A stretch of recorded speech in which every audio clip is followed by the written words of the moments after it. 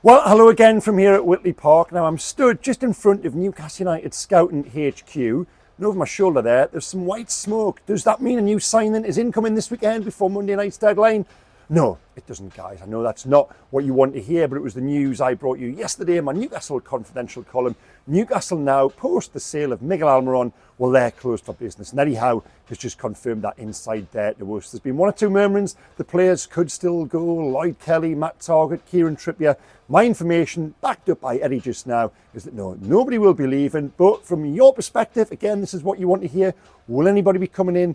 No, we don't think so. And that is twofold. One, because they don't really have the financial scope to do it in terms of PSR. The Miguel Almiron sale was necessary to satisfy that deficit that they still do have ahead of the June deadline. They didn't want to be in the position they were in last year where they've got to sell players against their wishes. Almiron is gone, and the information is that does take them the right side of the line with regards to that calculation. But they were still looking to replace, and that was in the loan market. Now, I received the message this week that's been doing the rounds amongst intermediaries, which listed the Premier League clubs and what they were on the lookout for. And next to Newcastle was a right winger. Now, of course they are. Of course they would like to replace Almiron if a loan deal was viable, but they're not. And this was something I asked of Eddie last week down at Southampton that we haven't actually spoken about. And he said, yes, we are in that market, but there's two reasons whereby it doesn't make it necessarily viable.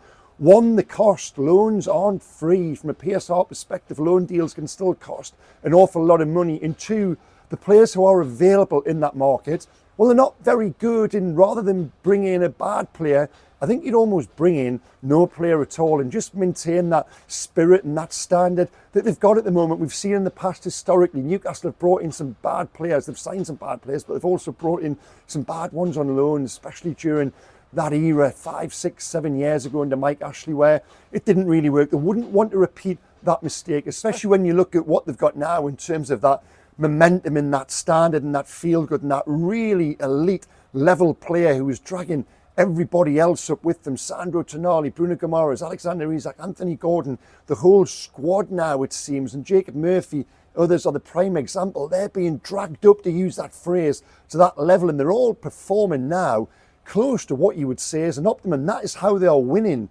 10 games out of 11. It's why you look at the fixtures coming up and you'd back them to go and do the same, especially minus that, I was going to say distraction. Champions League is never a distraction, but that added toll of the Champions League football. They've had a free week this week, just behind us there, behind the trees, preparing for Fulham. I think that'll benefit them massively. We saw the last time out at home against Bournemouth how much that midweek game did knock them then going again early on the Saturday. They haven't got that element of fatigue. Whether you buy into that excuse or not, that's an entirely different video, but that was the one offered up and the reason behind that massively below par performance. We then saw the response at Southampton when they did have that full week to prepare in a game. Even though they did fall behind early, you never really thought it would be anything other than a Newcastle win. They've had the same preparation again this week, and I use that phrase all the time, don't I? They're in a good place. So from a recruitment point of view, yes, it would be beneficial, it would be preferential. Eddie Howe would go along with this if Miguel Almiron was replaced, but there's no point in bringing in a bad player. And if they can't put the money down because of PSR to bring in a player who would improve on Almiron and it would be that big ticket signing, well, they can't do it. I think we've just got to accept that now. And interestingly, Eddie was pushed. He said, for the summer, and that's a fairly obvious answer, but for the summer, will right wing be one of your priorities? He said, well, yes, it has to be, really. But for now, when we spoke a lot about Jacob Murphy inside, Murphy's playing whereby if a new signing came in, you wouldn't dislodge Jacob Murphy from the team. Now, yes, ideally, you would like competition in that area, but Murphy is performing so well at the moment, and that supply line to Alexander Isak. Now, I wrote earlier in the week about, Isak and Murphy have got the Beardsley-Cole relationship. A few people come back and said, have you really just compared Jacob Murphy to Peter Beardsley? Well, I haven't. I wouldn't compare anybody to Peter Beardsley, but certainly in terms of the relationship, that supply line, the numbers supported. Murphy has already matched the number of assists Peter Beardsley got for that season in terms of that combination with Andy Cole. Murphy's laid on 8 goals for Alexander Isak. And yes, while he's got Anthony Gordon to the left of him there, and they do bounce off each other, and that is a very good combination. It is undoubtedly Murphy who is the supply line in terms of that little understanding he's got with Alexander Isak to either put those balls on the plate for him across the goal mouth, as we've seen a number of times at the Leazes end, or as we saw down at Southampton last week. That pass with the right weight and the right direction, knowing exactly what Isak needs. So for now, they're okay on the right, they're okay through the middle, they're okay on the left. And the point Eddie made was with Harvey Barnes and Callum Wilson coming back. Callum Wilson, again, I revealed this in confidential last week, the Arsenal home game on Wednesday night, that's the target. He won't be ready for tomorrow. Harvey Barnes is still 2 or 3 weeks away. But if those two do come back in and everyone else stays fit, and it is a big if with Newcastle, but this season, what you would say is minus that Champions League and with the addition of James Bunce and perhaps a little bit more understanding and knowledge and expertise around that sports science element of the game, the injuries have cleared up. They have been far better placed in terms of player availability. So again, it comes back to that word if, and I've contradicted myself to a degree here because I said a few weeks ago you should always strengthen from a position of strength. That was Kevin Keegan's old mantra. Newcastle right now are in a position of strength. What better time to go out and buy? Well, if they can't, they can't. And if that means avoiding the PSR calamity that was last June, I think we've all got to be okay with that. And they've got to make the best of what they've got now. And right now, what they've got is very good. Now, interestingly, this morning, and this was the question I asked of Eddie, it was with regards to the Champions League and the ambition of his players and whether those top stars, they've given the club 1 year out of the Champions League, will they give them 2? And we've seen this week the culmination of the group stage. Now, it's an entirely different video to debate the merits of that. I was on radio on Wednesday morning. I was pretty strong, really strong. In fact, I don't like this format, not because I don't like the format itself with the expanded group stage and, only playing teams once. I'm okay with that. It's 24 going through instead of 16. If you made it the top 16 and you're in or you're out, you haven't got the safety net of the playoff. It's an entirely different competition. That's real jeopardy. Jeopardy is in or out. It's not in, oh, there you go, there's the life vest. So the Champions League there this week, it just caused Eddie, admitted this, he looked in, and it made you realise, and it made me realise as a reporter, and I dare say you guys as supporters as well, that is where you need to be. That is where you want to be. And the question I asked of Eddie was, just the point I made earlier, the top players have given you 1 year, will they give you 2? And Eddie said, well, okay, the way he would look at it is, don't be thinking about playing Champions League football elsewhere. And we've seen Alexander Isak and others constantly linked with moves away. Think about playing Champions League football here. Achieve that ambition at St James's Park. You're 5th in the table right now on the back of 7 wins in 8 in the Premier League. 5th, according to the percentages and the coefficient, is almost guaranteed to be enough for a place in the Champions League next season. So make that your goal. Make that your ambition. I think that was a really strong, good, important message Eddie sent to those players. He did the same 2 or 3 months ago on the back of when I wrote the story about Alexander Isak and the Arsenal interest in those contract talks not taking place. Eddie sent a message back to his dressing room that day. He said, well, if you want new contracts, if you want Champions League football, you go and play like a Champions League player. Since then, Alexander Isak has scored in every game, but 3, is it? Which is quite incredible. Now, of course, I touched on this earlier. The challenge is to keep Isak in that form, to maintain that level of interest, form, fitness, everything else around him. Because if Isak comes out, I don't think Newcastle are a one-man team. I don't think at all. I think they've got a brilliant team behind that. So I wouldn't use the phrase one-man team. But I do think if one man comes out, then the others are let down because there's no one else to come in. Now, if Alexander Isak was coming out of a team for injury, suspension, loss of form, whatever reason, if there's a replacement there to come in within the squad, then okay, you can perhaps carry that on. But we saw earlier in the season, without Callum Wilson, when Anthony Gordon goes there, it's not the same. All of the good work behind, well, that is undone, and then the rest of the team does start to falter on the back of that. So I do think what they're achieving at the moment remains, and this was a word Eddie used a couple of weeks ago, it does remain fragile because of Alexander Isak. That's not because they're a one-man team, they're a brilliant team, but it is dependent on him being there at the top end of it all. So if he does stay there, that's why I really think this talk of Alexander Isak leaving, everybody else that can be parked if Newcastle do qualify for the Champions League. I think they will.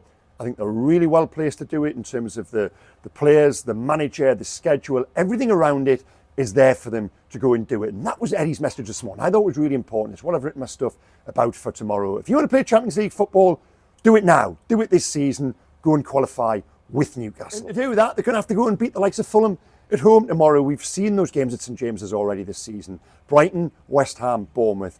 0 points. Now, it doesn't always work like that, but if you did add 9 points to the tally, Newcastle probably would be in a Premier League title race right now. But they've got to be winning games like this. And can they? Will they? Well, I think they will. I saw enough down at Southampton last week just to convince me that Bournemouth game, that there was huge mitigation there. Now, the reverse fixture down at Fulham, Craven Cottage, I was there. That was a horrible day for Newcastle. I've spoken about this previously. When you're at those away games and you're in the press box, I know the majority of guys will be watching on TV and you see where the ball is. You see a slightly different picture to what we do. Bournemouth away and Fulham away were two of the most alarming games I have seen from a Newcastle perspective in terms of body language, in terms of players just not tracking, in terms of losing the ball and shrugging shoulders and shrunken shoulders. And there was a reason on the back of that. Eddie had a few home truths, just 1 or 2 that week. And since then, the response hasn't always been perfect. Brentford followed that, don't forget. But on the whole, you would say that level of application has been there, perhaps barring Brentford at times. So to be where they are now going into this one, this reverse fixture with a little bit of make-up for what happened down at Craven Cottage earlier in the season, I think Newcastle are really well placed to go and win tomorrow, especially on the back of that free full week. And just that motivation, there should be a real excitement around the club. Wow, what a huge week they've got ahead of themselves. They're 5th in the Premier League. They've got Arsenal to come on Wednesday night in the second leg of that Carabao Cup. Everything is exciting. Everything is good. And at that end, even though they are starting to concede goals a little bit now, again, those clean sheets have gone. I do think it will be a home victory tomorrow. And my predictions have been okay. In fact, they've been really good, I would say. I've got 2 out of the last 3 spot on. And last week down at Southampton, I got the 2-goal deficit right. I'm going to go for it being a little bit closer this time. I don't think Fulham are bad. They're not as good as Newcastle, but 2-1. That's my score prediction for tomorrow. Now, what else have I been writing and talking about this week? I mentioned there my Newcastle Confidential column. Well, in there yesterday was the exclusive news from what I've been told in terms of the drawings and the plans Newcastle are working towards with regards to staying at St James's Park or moving to nearby Leazes Park. What will those capacities be and who are the firms who are involved? Well, I revealed last week the exclusive news that Populous, the world-renowned architects, they are set to lead the design of the new training ground. Now, one of the firms in the running for the stadium are KSS. They've designed Tottenham's training ground. They've designed Leicester's training ground, Brighton's training ground. Stadium-wise, they've also done a lot of work. They were the guys behind the redesign and the redevelopment and the upgrade of Anfield between 2016 and now. Just last year, with those improvements down at Anfield completed. And you have to say, I've been there, it does look magnificent. So they're KSS, and they've been working in conjunction recently with Ryder Architecture up here. It's still to be confirmed and announced by the club, but they are absolutely in the running. Drawings have been produced. The club have seen the drawings, and some of those plans, I touched on it, just hinted on it there just earlier. My knowledge is that if they were to stay at St James's right now, what they're working to is a capacity of just over 60,000. A new stadium, that would be 70,000. And it does spark that debate. We come back to it.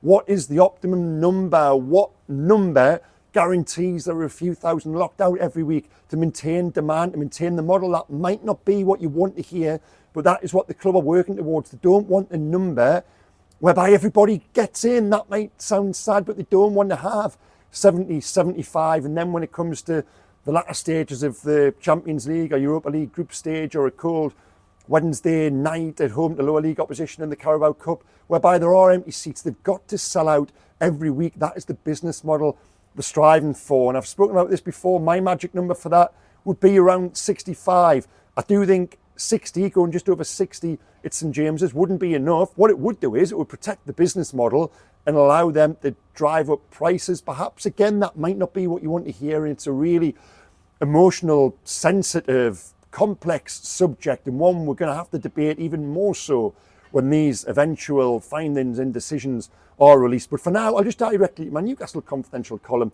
The link is in the description below the line. Every Thursday, jam-packed full of news from inside Newcastle. And this week, the top item, well, that's a little update on where the stadium development or a move to a new stadium, where that could be, including some of the protagonists involved. So please do click on it.